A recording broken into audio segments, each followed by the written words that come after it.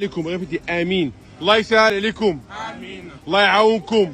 امين. الله يصلحكم. امين. الله يدخلكم الجنه. امين. والذريه الصالحه. امين. من الواضح أن شعب ساحل العاج يحب الشعب المغربي جدا، هذا ما نعرفه جيدا.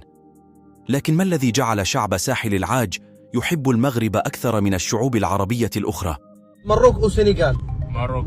سيبورت ماروك أو موريتان. ماروك. سيبورت ماروك ألجيري. ماروك. أولا، الشعب المغربي فخور بانتمائه إلى القارة السمراء، ولا يحاول أن يتجرد من هويته الإفريقية. وعلى سبيل المثال، هذا الشاب المغربي الذي يتحدث عن طيبة شعب ساحل العاج وكرمهم. Merci beaucoup pour l'invitation. Les gens de Côte d'Ivoire, vous êtes comme ça, bienvenue au Maroc. Merci beaucoup, merci. Merci, à bientôt.